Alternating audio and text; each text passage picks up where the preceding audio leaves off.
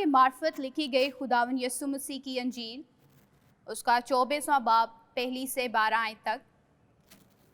सबत के दिन तो उन्होंने हुक्म के मुताबिक आराम किया, लेकिन हफ्ता के पहले दिन वो सुबह सवेरे ही उन खुशबूदार चीज़ों को जो तैयार की थी लेकर कब्र पर आईं और पत्थर को कब्र पर से लुढ़का हुआ पाया, मगर अंदर जाकर खुदावन यीशु की लाश ना पाई। और ऐसा हुआ कि जब वो इस बात से हैरान थी तो देखो, 2 शख्स बराक पोशाक पहने उनके पास आ खड़े हुए। जब वो डर गईं और अपने सर ज़मीन पर झुकाए तो उन्होंने उनसे कहा कि जिंदा को मुर्दों में क्यों ढूंढती हो? वो यहाँ नहीं बल्कि जी उठा है। याद करो कि जब वो गलील में था तो उसने तुमसे कहा था, ज़रूर है कि इब्ने आदम गुनाहगारों के हाथ में हवाला किया जाए और मसलूब हो और तीसरे दिन जी उठे। उसकी बातें उन्हें याद आईं और कब्र से लौटकर उन्होंने उन 11 और बाकी सब लोगों को इन सब बातों की खबर दी। जिन्होंने रसूलों से ये बातें कहीं वो मरियम मगदलीनी और यूआना और याकूब की माँ मरियम और उनके साथ की बाकी औरतें थीं। मगर ये बातें उन्हें कहानी सी मालूम हुई और उन्होंने उनका यकीन ना किया। इस पर पतरस उठकर कब्र तक दौड़ा गया और झुककर नज़र की और देखा कि सिर्फ कफन ही कफन है, और इस माजरे से ताज्जुब करता हुआ अपने घर चला गया। पाक कलाम के पढ़े और सुने जाने पर उसकी खास बरकत हो। आमीन।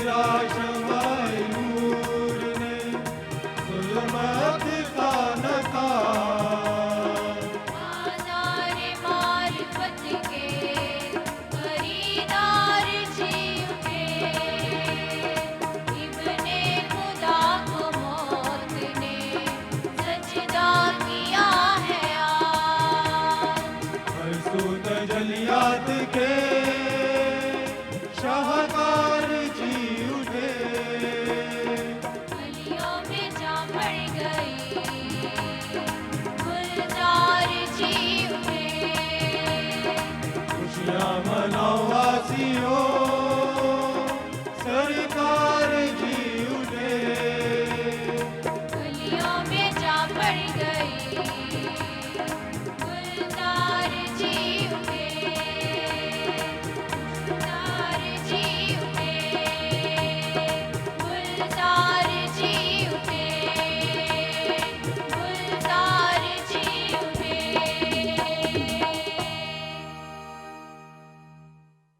मेरे अजीज़ों, ईद क़यामतुल मसीह उम्मीद, फ़तह, ज़िंदगी का पैगाम देती है।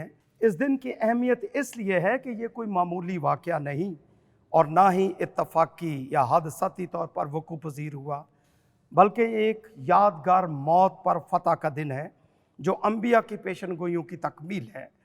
खुदा के नबी होसिया ने 700 कबल अज़ मसीह इस दिन की पेशनगोई की और उसने कहा, मैं उनको पाताल के काबू से नजात दूंगा, मैं उनको मौत से छुड़ाऊंगा। ए मौत, तेरी वबा कहाँ है? ए पाताल, तेरी हलाकत कहाँ है? इस बात को मुकद्दस पालूस रसूल अपने ख़त में यूँ लिखता है, ए मौत, तेरी फ़तह कहाँ रही? ए मौत, तेरा डंक कहाँ रहा? मौत फ़तह का लुकमा हो गई। इंसानी जबिल्लत में फ़तह की ख्वाहिश, दूसरों को शिकस्त देने का जनून कसरत से पाया जाता है। इंसान की इस ख्वाहिश और जनून ने ऐसी ऐसी तदाबीरें इख्तियार की जिससे इस कायनात और इंसान को न सिर्फ खारजी तौर पर बल्कि बातनी तौर पर भी तबाही बर्बादी से दो चार किया। इंसानी मुआशरे में बरतरी की दौड़ ने इंसान के हाथों ही इंसान का बदतरीन इस्तेसाल होते हुए देखा। इंसान ने कभी मुआशी मफादात की खातर, कभी इक़्तिदार हासिल करने के लिए बेगुनाह मासूम लोगों का खून बहाया। इंसान ने मजहबी तकब्बर की वजह से खुदा के नाम पर कत्ल व गारत का बाजार गर्म कर रखा, जिसका सबूत आज भी इंसानी मुआशरे में मिलता है। इंसान नफ़रत, हसद और इंतकाम के बारूद से भरा पड़ा है, जबकि हुक्म खुदाबंदी ये है, इंतकाम लेना मेरा काम है, बदला मैं ही दूंगा। मुआशरे के बदअनवान अनासर ने हमेशा वसाइल और इक़्तिदार पर काबिज़ होने के लिए हक, सच्चाई, अदल व इंसाफ को अपनी अना की खातर तख्तेदार पर लटकाए रखा, जिसके नतीजे में हर तरफ तारीकी, नाउमीदी, शिकस्त का मंजर नुमाया नज़र आता है। ऐसी हालत में मसीह खुदावंद की तस्लीम, मुर्दों में से जी उठना, दुनिया की बेकस इंसानियत के लिए एक बहुत बड़ी खुशखबरी है। खुदावंद यीशु का कामारी मरियम के बतन से पैदा होना इलाही तजस्सम के भेद को वाज़िया करता है। उनका दुख उठाना, सलीब पर अपनी जान देना, उन तमाम इंसानों के लिए जो जालिम और मजलूम है, दोनों के लिए कफ़ारा, मुआफ़ी, मखलसी और फ़तह की बिशारत देता है। अमूमन इंसान अपनी आर्जी वक्ती फ़तह को ही हकीकी और दायमी फ़तह समझ लेता है, लेकिन हकीकी फ़तह इंसान के लिए इंसान के बातन की तब्दीली है, जो खुदावंद यीशु के सलीब पर बहते हुए खून की बदौलत मुमकिन है। आज की दुनिया को ऐसी ही हकीकी फ़तह की ज़रूरत है और इस फ़तह को मसीह खुदावंद ने सलीब पर मसलूब होते वक्त अपने पहले कलमे की सूरत में बयान किया, ऐ बाप, इनको मुआफ़ कर, क्योंकि ये नहीं जानते कि क्या करते हैं। मसीह खुदावंद का तीसरे दिन मुर्दों में से जी उठना, मौत, कब्र और गुनाह को शिकस्त देना इस दुनिया के इंसानों के लिए बेमिसाल और लाजवाल खुशखबरी है। मुआशरे का जुल्म सितम, अज़ारसानी, दुख, दहशत, इंतहा पसंदी, इंतशार और बातिल कुव्वतें नूर और हक और ज़िंदगी के पैगाम को दबा नहीं सकती। अगर इंसान इस दुनिया में हकीकी और दायमी फ़तह चाहता है तो उसे अपने गुनाह, तकब्बर और खुदी को शिकस्त देना होगी, और ये सिर्फ़ और सिर्फ मसीह खुदावंद की पैरवी करने और उसकी सलीबी मौत से ही मुमकिन है, क्योंकि कादिर मुतलक अज़ली खुदा किसी मखलूक से नफ़रत नहीं करता और सब तौबा करने वालों को गुनाह बख्शता है। आज दुनिया में तलवार, हथियार से अमन पैदा करने की कोशिश की जाती है, लेकिन मसीह खुदावंद जो मुर्दों में से जी उठा है, उसके सलीबी मौत और जो ज़िंदगी और सलामती का पैगाम है, उसी से ही अमन मुमकिन हो सकता है।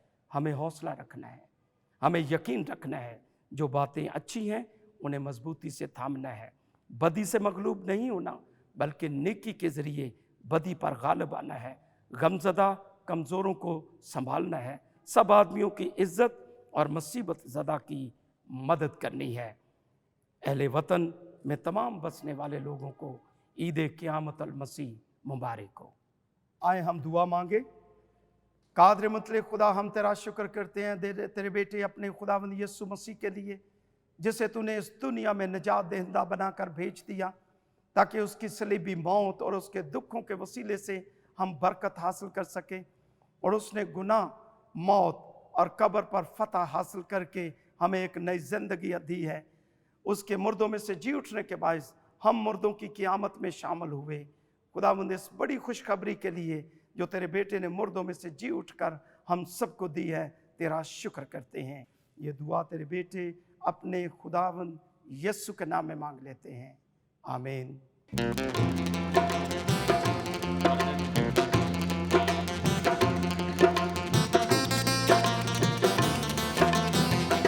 मेरा सुकून मेरे दिल का करार जिंदा हुआ मेरा सुकून मेरे दिल का करार जिंदा हुआ मेरा मसीहा मेरा गमगुसार जिंदा हुआ, जिंदा हुआ। मेरा सुकून मेरे दिल का करार जिंदा हुआ, जिंदा हुआ।